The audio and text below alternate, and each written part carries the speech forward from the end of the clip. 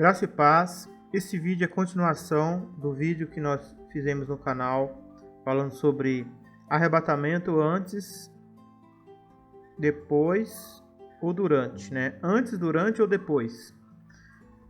O inscrito tinha feito uma pergunta, o inscrito Skate 028, ele nos questionou como seria a grande tribulação.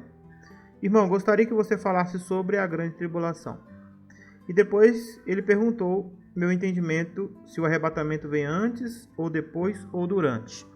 Este antes, depois ou durante, eu respondi a ele nesse vídeo, como vocês podem ver aqui.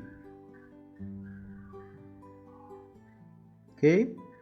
Aqui tem a resposta. E aí eu fiquei de falar sobre qual é a minha visão dos acontecimentos que podem acontecer na grande tribulação. Não estou falando que vai, tá? Estou falando que pode. O texto de hoje o estudo é baseado em Mateus, capítulo 24 e 21. Depois, então, haverá grande tribulação, tal como nunca ocorreu desde o princípio do mundo até agora. Não, nem tampouco ocorrerá de novo. Esse texto fala sobre a grande tribulação. Só que para ajudar a gente a entender o que pode ser a grande tribulação, vamos ver um dos eventos mais terríveis da história de Israel, de Judá. Talvez você diga, mas a grande tribulação já aconteceu, né? Foi isso aí. Só que aqui, olha, existe um detalhe importante no texto. De fato, se não se abreviasse aqueles dias, nenhuma carne se salvará. Mas, deixa eu só pegar aqui a canetinha e tirar, né? A escrita aqui. Isso.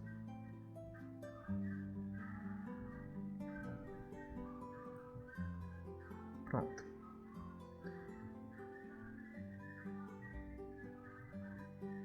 De fato, se não se abreviasse aqueles dias, nenhuma carne seria salva. Mas por causa dos escolhidos, aqueles dias serão abreviados.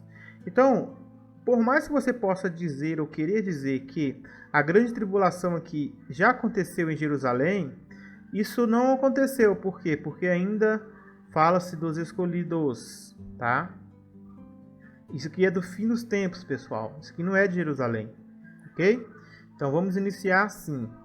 A grande tribulação mencionada no versículo 21 não é a tribulação de Jerusalém, tá?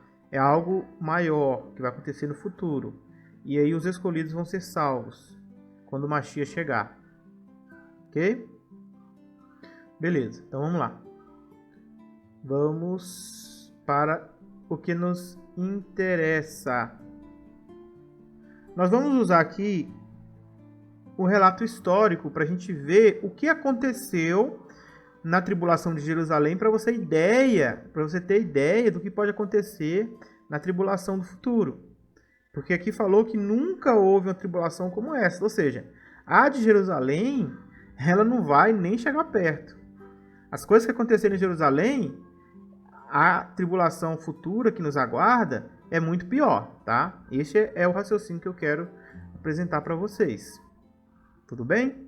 Eu vou deixar até marcado aqui o texto, porque nós vamos estar lendo nos livros, tá? Eu vou falar um pouquinho daqui a pouco. Mas eu vou deixar aqui marcado essa parte aqui, ó.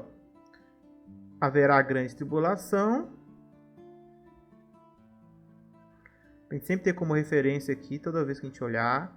E nunca ocorreu desde o princípio. E tampouco ocorrerá de novo. Ou seja, essa tribulação que nós esperamos agora, ela não pode ser menor do que a que já teve. Porque senão o texto de Jesus estaria errado, ok? Então, possivelmente, essa tribulação aqui que estamos falando, ela é pior do que a de Jerusalém. Muito pior.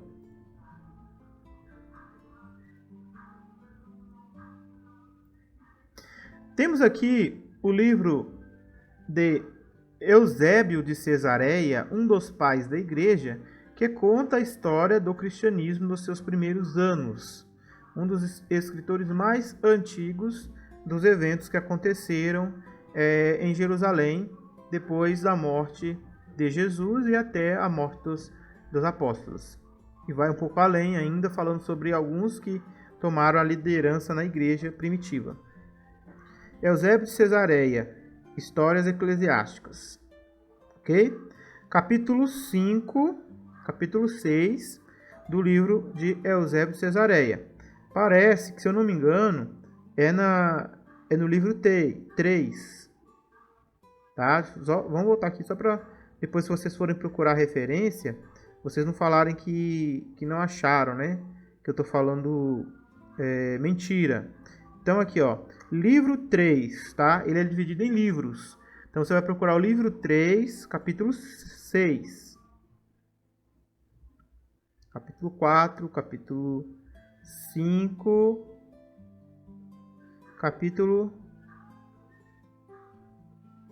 6. É aqui que nós vamos ler. A fome que atingiu os judeus. Aqui ele vai contar e descrever o que aconteceu com os eventos que ocorreram quando Jerusalém foi cercada pelos romanos. Vamos lá. Vamos então, como o quinto livro da história de Joséfo, novamente nas mãos, repassar a tragédia dos eventos que então ocorreram. Então ele está citando aqui o livro de Flávio Joséfo. Qual o livro de Flávio Joséfo? Guerras Eclesiásticas. História dos Judeus. Nós temos ali, nós vamos ver. Quinto livro. Tá? Ele até cita o livro ainda, o quinto livro. Aí ele fala. Diz ele. Então ele está citando, este escritor está citando o Flávio Joséfo. Então diz. Era igualmente perigoso para os ricos permanecer. Já por causa das propriedades eram assassinados, sob a acusação de que pretendiam desertar. Então a pessoa que era rica, era perigoso ser rico em Jerusalém, quando Jerusalém foi cercada pelos romanos, porque alguns acusavam os ricos de querer desertar, sair de Jerusalém, porque eles eram ricos, eles tinham propriedades, eles podiam querer negociar e sair de lá. Mas a loucura dos rebeldes crescia com a fome. Então, outra coisa, fome, havia fome em Jerusalém. Então as pessoas estavam passando fome. Qual que é o motivo? Roma, ele pegou, né, Jerusalém era uma cidade cercada por muros, e aí Roma veio e cercou Jerusalém. Então não entrava e nem saía ninguém dos portões, tá? Lembro que vocês vão lembrar que tinha portões em toda a cidade, tá? 12 portões. E todos esses portões estavam fechados. Por quê? Porque se alguém abrisse o portão, os romanos entravam. Então não tinha como abrir o portão. Eles ficavam ali vigiando, né, o tempo todo esses portões. Ninguém entrava e também ninguém saía, né? Porque se saísse também daria de cara com Roma. O acampamento romano estava todo ali cercando a cidade, esperando a oportunidade para entrar e dominar. Então começou a ter o quê? Uma cidade que está trancada, que não entra e que nem sai pessoas. Você vai imaginar que começa a ter o quê? Faltar comida lá dentro. Então as pessoas ali já não tinham tanta comida. Não tinha como manter uma cidade, né, alimentada ali, sendo que eles não podiam ir e negociar e trocar, né, e fazer as coisas normais da vida. Então a loucura dos rebeldes crescia com a fome, e os dois tipos de aflições inflamavam-se dia a dia. Simplesmente não havia provisões em lugar nenhum. Não tinha comida em lugar nenhum. Assim, invadiam as casas à procura de comida. Então, o que acontece? As pessoas que estavam em Jerusalém, eles começaram a acabar os perecíveis, os alimentos, né? Na casa de todo mundo começou a acabar. Só que assim, sempre você sabe que alguém vai guardar um pouco de comida, vai racionar, né? Alguém que tinha bastante alimento, talvez ele vai pegar e vai guardar, né, aquela comida, não vai comer toda e tal, vai racionar. Então eles começaram a invadir a casa das pessoas procurando essas reservas, esses estoques. E quando encontrava alguma coisa, né, algum alimento, torturavam os moradores, como tivesse tido a intenção de negar o que possuíssem. Ou seja, se você tivesse um alimento na sua casa e aí você tivesse guardando esse alimento, né, cuidadosamente, né, racionando ali com a sua família, dando um pouquinho a cada dia ali para os seus filhos, tal, né, Então, aí as pessoas chegavam, invadiam sua casa e encontravam o alimento. Daí o que eles faziam?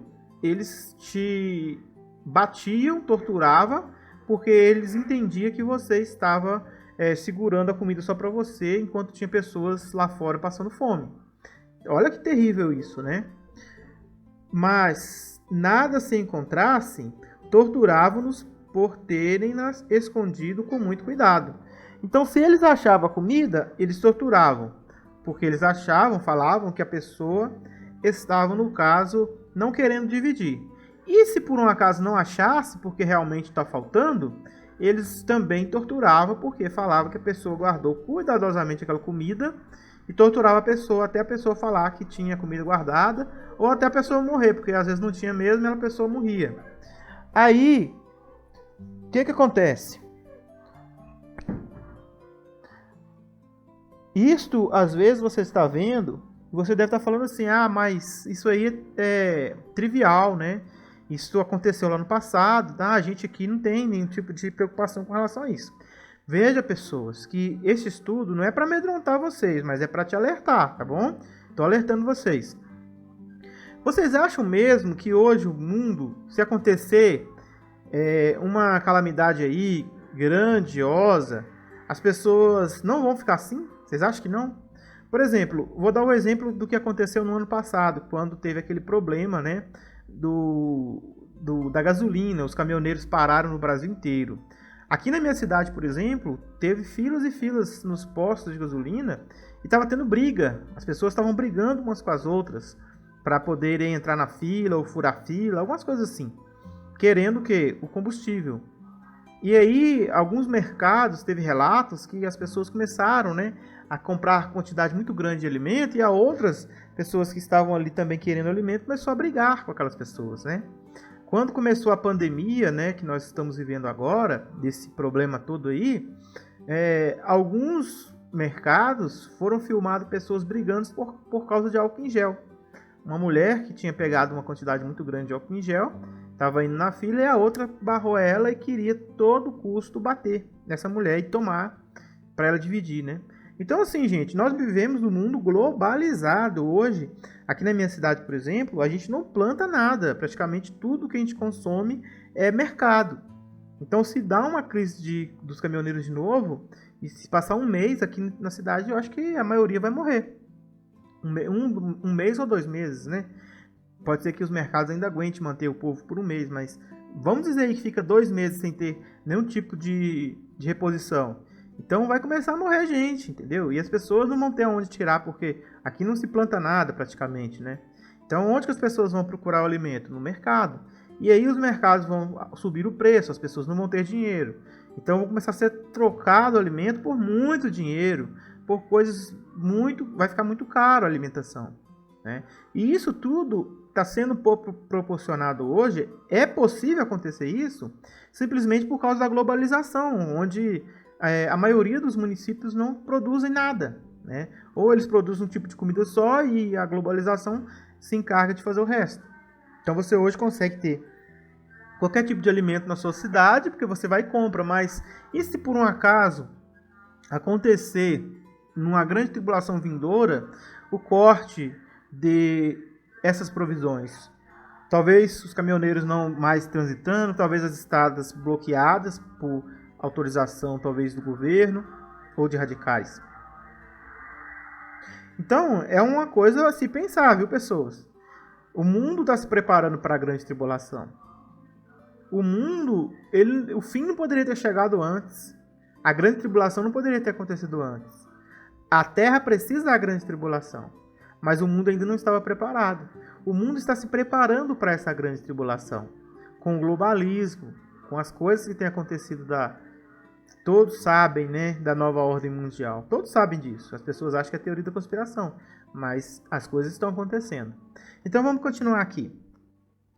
Os corpos dos pobres infelizes, entretanto, eram provas suficientes de que as tinha ou não.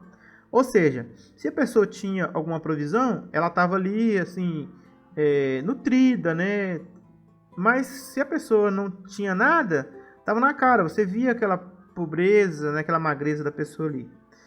Os que ainda mantinham a saúde pareciam estar providos de alimentos, enquanto os que já estavam debilitados eram deixados de lado, pois parecia absurdo matar um homem que logo morreria de inanição. Muitos trocavam secretamente suas propriedades por um único medida de trigo. Isso, gente, aconteceu em Jerusalém. Tá? Não se engane, isso aconteceu, isso foi fato, é história, é atestado por Flávio Joséfo, é atestado nesse livro que nós estamos em História Eclesiástica, tá? É provas que aconteceram de verdade isso, existem provas, né? Muitos trocavam secretamente suas propriedades por uma única medida de trigo, se mais rico, de cevada, né? Se mais pobre. Ou seja, se a pessoa era muito rica, ela trocava sua propriedade por uma única medida, uma única provisão de trigo. Se ele fosse pobre, ele trocava a sua propriedade por um bocado de cevada. Então, fechavam-se nos mais íntimos recessos de suas casas, alguns, por excesso de fome, comiam os grãos sem prepará-los. Então, quando eles conseguiam fazer essas trocas, né, tava todo mundo morrendo de fome dentro da cidade.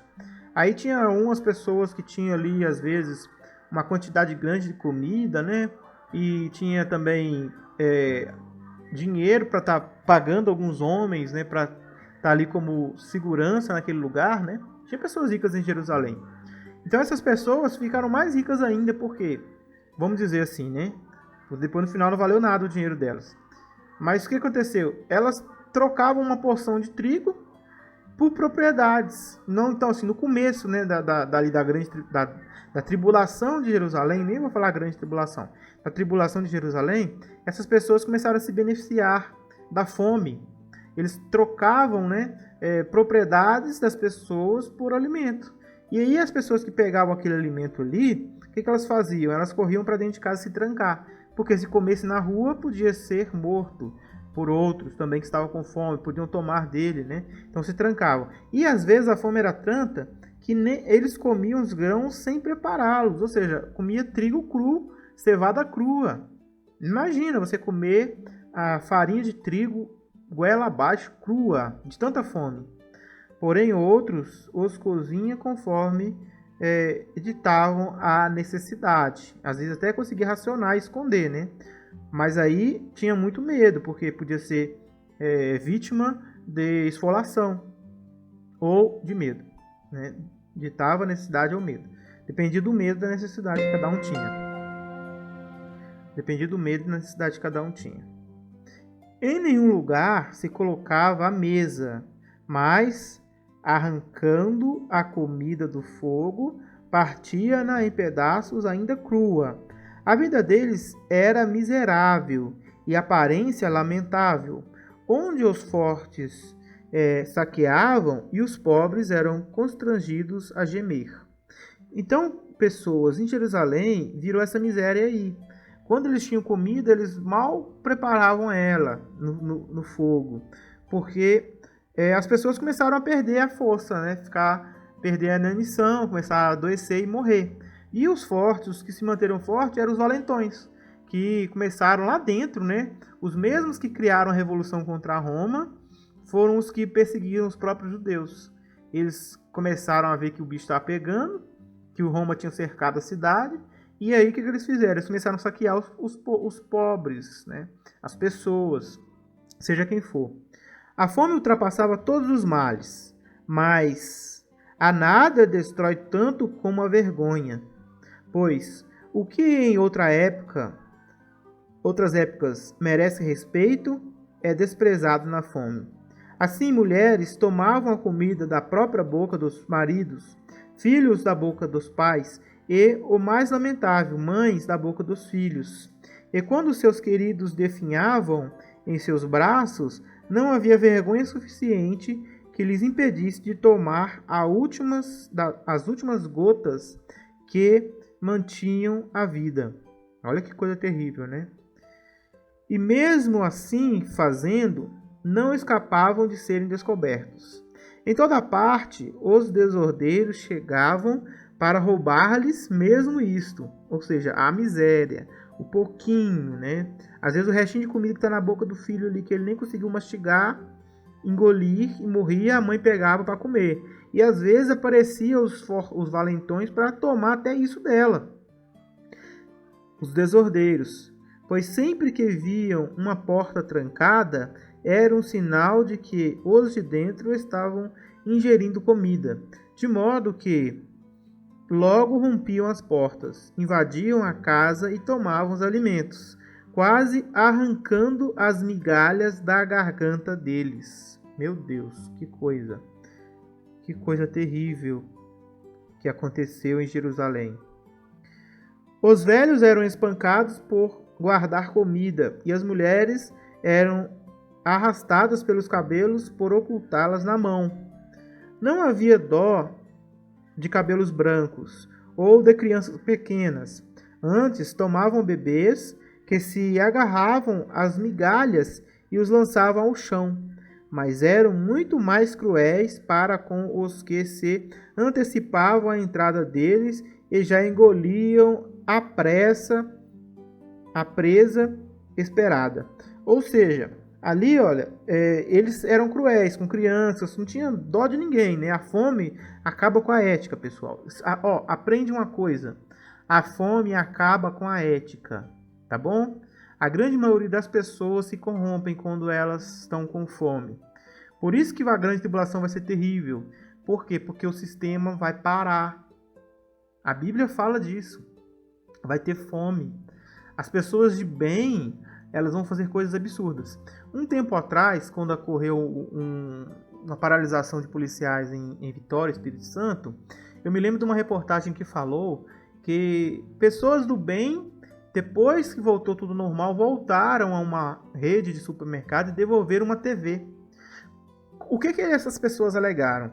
Elas alegaram que no momento em que viu todas as pessoas fazendo aquele arrastão e levando tudo que estava dentro da loja, mesmo aquelas pessoas ali que eram de bens, eles foram impulgidas também a fazer a mesma coisa, pegar e levar para casa. Só que depois que tudo voltou à ordem de novo no estado do Espírito Santo, algumas pessoas botou a mão na consciência e foram devolver.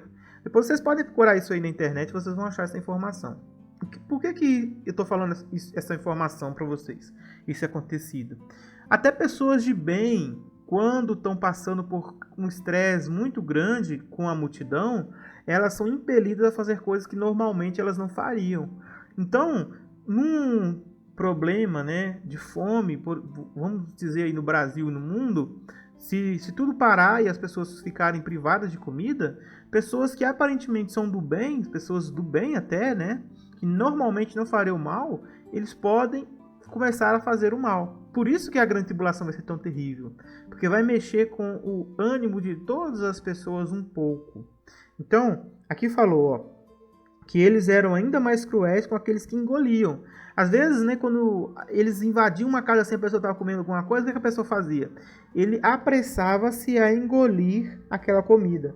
E aí, aquelas pessoas ali, aqueles valentões, os desordeiros, eles eram mais cruéis ainda, como se tivesse sido por eles injuriados, por meio de recursos cruéis para impelir qualquer alívio à natureza, faziam o infeliz sofrer tal tormento, que até a própria menção faz estremecer com o que se sofria. Antes de confessar que possuía um pão ou que escondia um punhado de trigo, mas os torturadores não passavam fome. Olha bem, por isso que eles conseguiam torturar. Porque eles não estavam passando fome, eles estavam torturando todo mundo, massacrando todo mundo para ter a comida. E haveria atenuantes se a necessidade os compelisse a isso. Eles os faziam para exercer a velocidade e para prover sustento para dias futuros. Então, esses torturadores, eles tomavam as comidas das pessoas e guardavam na casa deles. Entendeu o que eles faziam? Quando alguém se insinuava à noite chegando às linhas romanas, para juntar ervas silvestres e grama, eles o interceptavam quando pensavam que acabavam de escapar das mãos do inimigo. Os opressores saqueavam-nos de tudo o que carregavam, e muitas vezes, apesar de todas as súplicas e invocações do temido nome de Deus, pedindo que lhes dessem alguma parte do que tinham trazido, arriscando a própria vida, nada lhe davam, e eram felizes se, além do roubo, não fossem também assassinados. Aí eu vou explicar para vocês o que está acontecendo aqui. Ó. Algumas pessoas se atreviam a sair fora das muralhas, pulavam muralha, né, davam um jeito de sair, para tentar pegar alguma coisa lá fora, ou seja lenha, ou seja graveto, ou seja alguma verdura, alguma fruta ou alguma provisão. Então, quando essas pessoas que arriscavam a própria vida chegavam, eles eram surpreendidos por essas pessoas cruéis, e aí eles tinham que dar graças a Deus ainda se não fossem assassinados. É isso que está falando aqui. Após alguns outros detalhes, o mesmo autor continua, mas com a expectativa de saída, cortaram-se todas as esperanças de segurança dos judeus, e a fome se aprofundando consumia o povo por casas e famílias. As casas estavam repletas de mulheres e crianças mortas. Olha que terrível, gente. Isso aqui é que aconteceu em Jerusalém, tá? A grande tribulação vai ser pior. E as ruas com os cadáveres dos velhos. Então, a pessoa que era velha não resistia, tá? Não resistia a tantos maus tratos. E as mulheres e as crianças também morriam dentro de casa. Mas meninos e rapazes vagueavam, cambaleavam e tropeçavam, como sombras pelo mercado. Espírito então caíam, permanecendo em qualquer lugar em que o mal lhes tivesse colhido. Bom, essa é a situação dos jovens, né?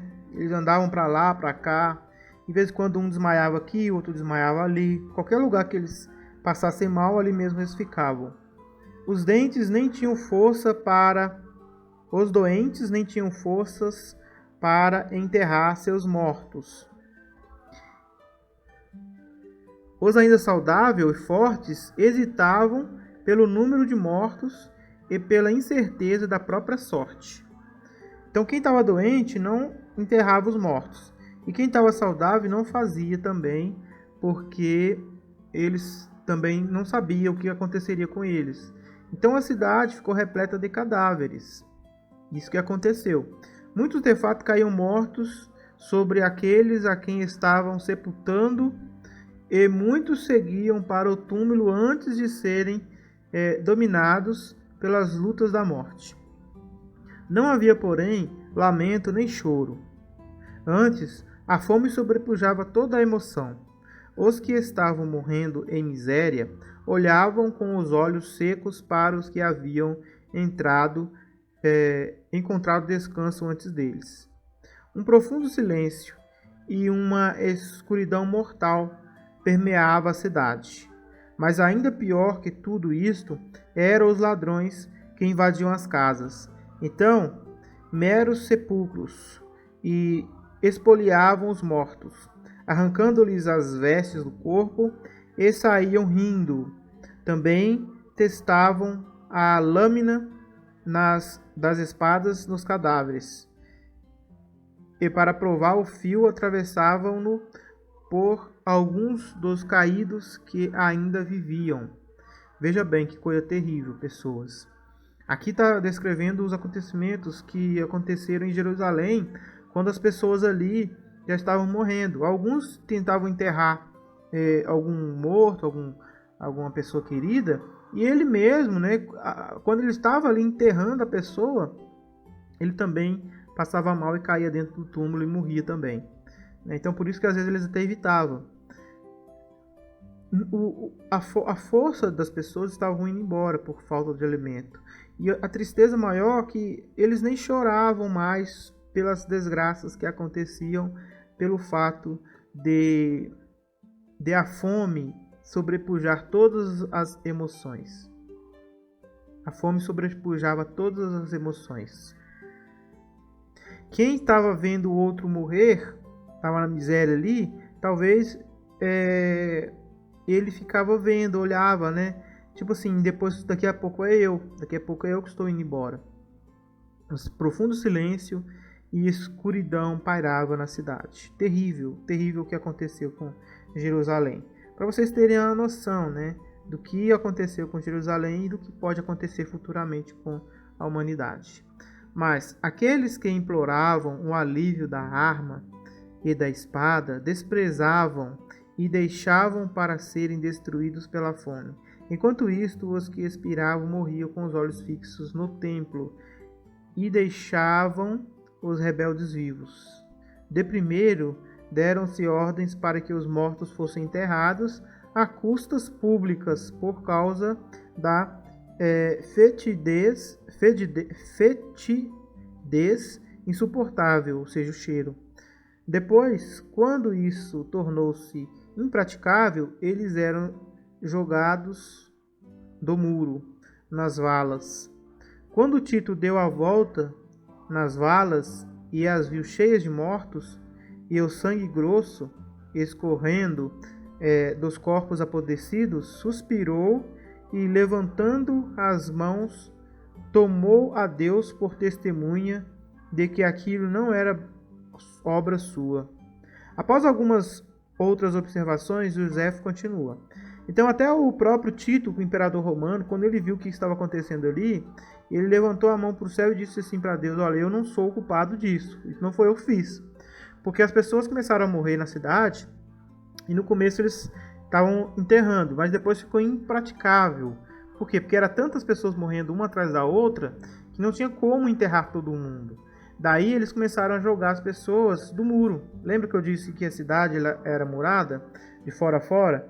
Então eles pegavam e empurravam as pessoas para o outro lado do muro, né? Do lado de lá.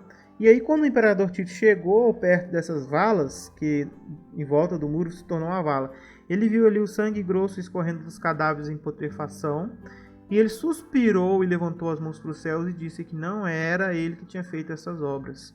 Veja que pesado, né? Então, vamos continuar aqui agora com o que o Flávio José continua dizendo. Não posso deixar de declarar a emoção que me domina. Penso que, se os romanos tivessem retardado seu ataque contra esses malfeitores miseráveis, ou a terra se abriria para engolir a cidade, ou ela seria destruída por um dilúvio, ou, como Gomorra, seria atingida por raios, pois produzira uma geração muito mais impiedosa que as que sofreram tais visitações. Ou seja, ele quis dizer aqui que, do ponto de vista dele, se os romanos não tivessem se apressado para punir esses malfeitores que estavam fazendo essas coisas terríveis em Jerusalém, que eram próprios judeus, a cidade seria engolida pela terra. A terra abriria sua boca e engolia ela. Ou aconteceria um outro dilúvio, ou seja, ele diz que a maldade ali dentro dos malfeitores estava maior do que a maldade praticada pelos homens antes do dilúvio. E também ele comparou aquela maldade com Sodoma e Gomorra, quando Deus ele destruiu Sodoma e Gomorra. Então tudo isso aí ele tinha visto, né, entendia, conhecia os relatos, né, porque ele era um judeu, Flávio Josefo, e aí ele estava falando que a situação estava pior do que todas as outras que ele já tinha ouvido falar. Assim, pela loucura desses miseráveis, todo o povo pereceu.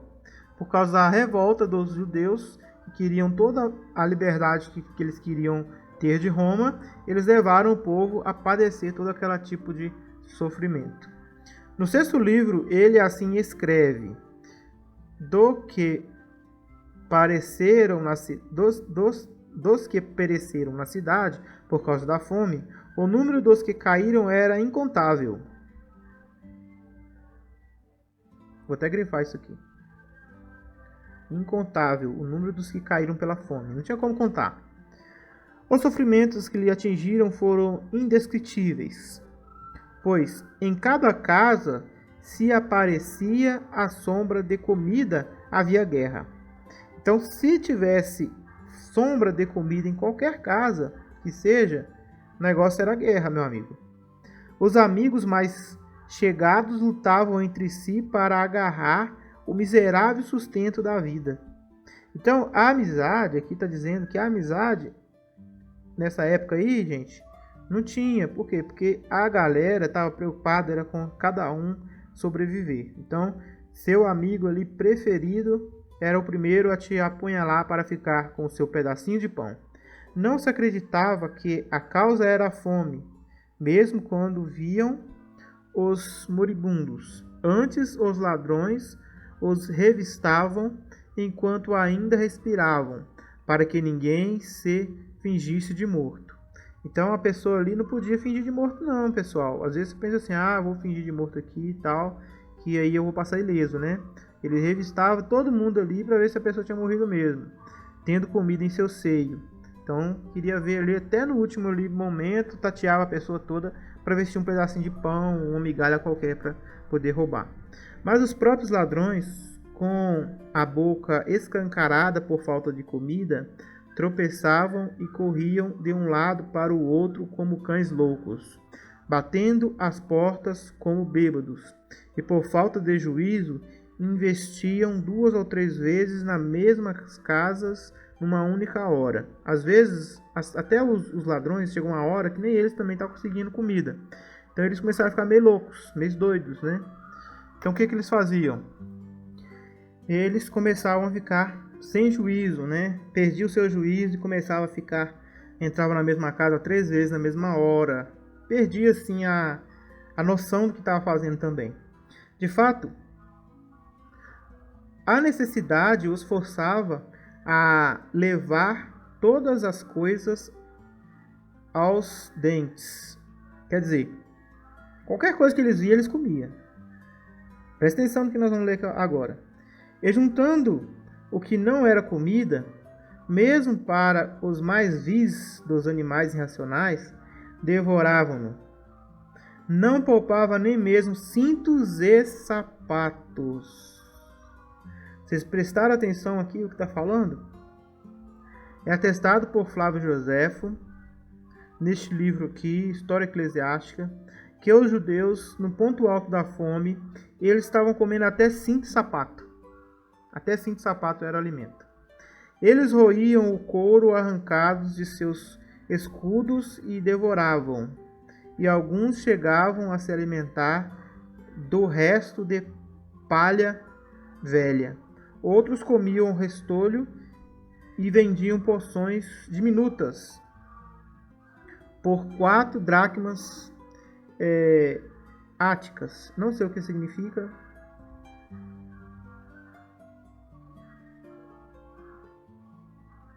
A dracma ática. A dracma era uma moeda de cerca de 15 centavos de dólar. 15 centavos de dólar. Alguns calculavam mais. Shorting, em sua tradução, considera que 4 dracmas seria meia libra esterlina e refere-se à sua nota no capítulo 4 do seu livro, no caso, né? Vamos lá. Mas qual a necessidade de falar da falta de vergonha provocada pela fome em relação às coisas inanimadas? Proponho-me a relatar uma perversidade tal como nem os gregos nem os bárbaros jamais registraram. Agora vem a bomba, tá? Até agora estava bom a história. Agora vem a bomba. É horrível de dizer, inacreditável de ouvir. Eu mesmo, de bom grado, teria omitido a tragédia para evitar parecer a posteridade estar fabricando lendas. Olha o que Flávio Joséfo ele admite. Ele preferia nem dizer isto, porque algumas pessoas poderiam achar que isso aqui é lenda. Caso não tivesse incontáveis testemunhas ainda vivas. Então, quando ele escreveu essas coisas, pessoas, ele tinha testemunhas vivas. É um pouco depois de 70 esses eventos descritos por ele. Flávio Joséfo, historiador do primeiro século, ele escreveu porque ele conheceu pessoas que viveram aquela situação, que contou aquelas situações a ele, tá? Ele não foi alguém que ouviu, não. Ele ficou sabendo, ele viveu naquele período, ele sabia o que aconteceu. Ele teve provas testemunhais de pessoas que viveram aquilo. Com certeza daria um triste consolo para os meus pais se passassem incólume por tudo o que de fato sofreu. Havia entre os que viviam além do Jordão uma mulher chamada Maria, cujo pai era Eliezer, da vila de Batizor.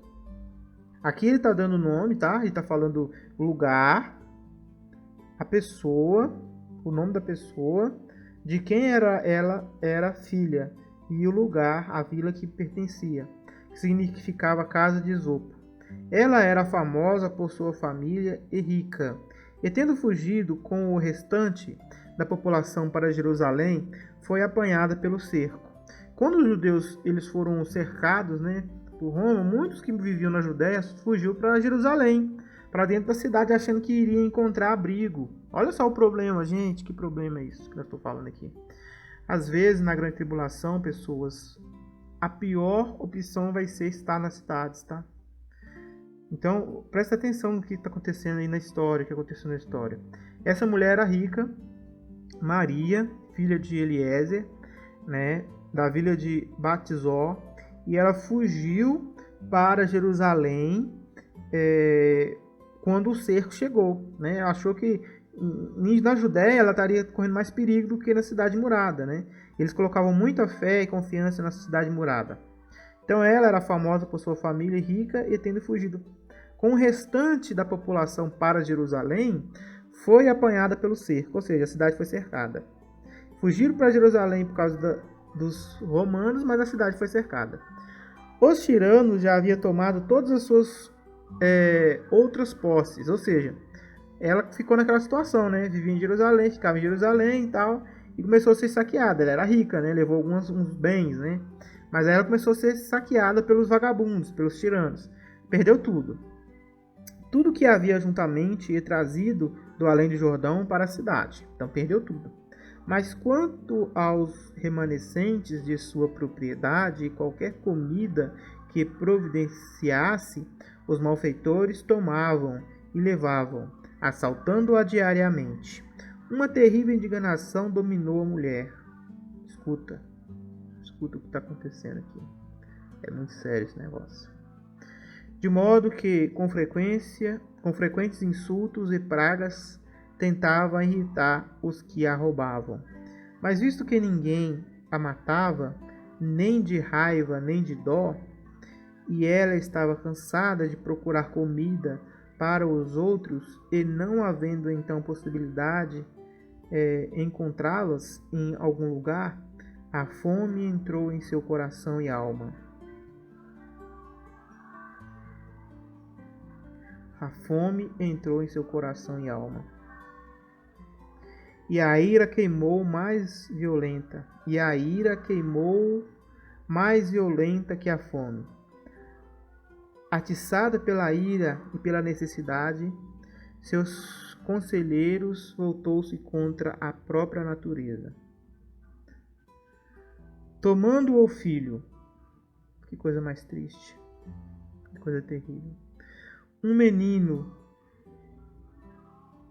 a quem estava amamentando, e disse: criança miserável. Até vontade de chorar, viu? Em meio à guerra, fome e rebelião, para que estou te amamentando? Criança miserável, em meio à fome e à guerra, para que estou te amamentando? Nossa condição sobre os romanos, ainda que possamos viver, é a escravidão, mas mesmo a escravidão é precedida pela fome, e os assassinos são mais cruéis que ambos. Vem-se comida para mim. Fúria, ira vingadora para os assassinos, e uma lenda para os judeus.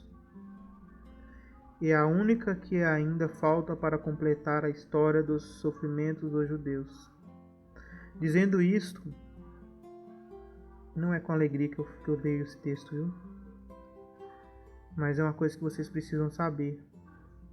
Dizendo isso, matou o filho. Então, cozinhando-o, comeu metade e cobriu o resto, guardando-o. Logo entraram os assassinos e, sentindo o cheiro da inexplicável iguaria, ameaçaram matá-la e incendiá-la, caso não lhe disse o que preparara. Ela lhes disse que havia guardado uma boa parte para eles e cobrido o resto do filho. O horror e o assombro os dominaram na mesma hora. Foram endurecidos pelo que viam. Esse é meu próprio filho, disse ela, e o feito é meu. Comei, pois já comi. Não sejais mais sensíveis que uma mulher, ou mais piedosos do que uma mãe. Mas se tendes tanto escrúpulos e rejeitais minha oferta, já comi metade, e o que resta fique para mim. Então saíram da casa tremendo os malfeitores, os valentões, tá? Covardes, pelo menos neste caso. E mesmo esta comida tiveram dificuldade em deixar para a mãe. Sem demora, toda a cidade foi dominada pelo terrível crime. É terrível isso. Terrível essas coisas que eu estou falando aqui. Está escrito no livro de Flávio José. E cada um, vendo a perversidade diante dos olhos, estremecia horrorizado como se ele mesmo tivesse cometido o crime. Daí em diante, o povo miserável, dominado pela fome, só procurava apressar a morte, sendo felizes os que haviam morrido antes de ouvir e ver desgraças como esta. Tal, portanto, foi a vingança que este seguiu a culpa e impiedade dos judeus contra Cristo de Deus, contra o Cristo de Deus. Capítulo pesado, denso, terrível, cheio de coisas que aconteceram de verdade. Não é ficção científica, isso aconteceu, isso é real. Isso foi uma das coisas que aconteceu. Essas coisas foram preditas pelo Messias. Ele falou claramente que todas essas coisas aconteceriam àquela geração. As coisas aconteceriam àquela geração pervertida e deturpada, que matou os profetas, que apedrejou os que lhe eram enviados, que matou o próprio Messias. Então, isto aí foi algo que aconteceu no primeiro século. Foi terrível, mas não vai nem se comparar com a tribulação que está pela frente, meus queridos. O que eu digo para vocês e aconselho a vocês é se prepararem com o coração para esperar esses dias que vão chegar. E a única coisa que vai te salvar dessas coisas terríveis é a fé no Mashiach. Você pode ter certeza que todo o sistema ele vai se curvar diante do Mashiach. Tudo que você acha que hoje é estabilidade vai cair. Tudo que você acha que é estabilidade hoje vai cair. Não vai adiantar bolsa de valores, poupança, dinheiro no banco.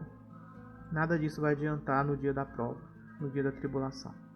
Você pediu para mim falar um pouco sobre a tribulação. Eu não vou dizer o que vai acontecer. Eu só vou dizer o que já aconteceu em Jerusalém, para você ter uma ideia do que pode acontecer na grande tribulação. Pode ser pior do que isso aí, tá bom? Então, que essa informação sirva para te alertar, não para te amedrontar, mas para te alertar dos perigos que estão à frente. Não confie no homem, não confie nas riquezas, não confie em você mesmo, né? Confie no Senhor Jesus, seu Salvador. Confie no Pai, Yahweh Tsevaot, porque a hora da prova vai chegar sobre todos os que moram na terra, todos, e todos vão ter que passar por ela. E a única coisa que nos resta, ao saber de todas essas coisas, é nos entregar de todo o nosso coração ao nosso Salvador e pedir força para que Ele possa nos ajudar a lidar com todas as provações que vão acontecer a todos os homens neste mundo quando a grande tribulação começar. Graça e paz a todos.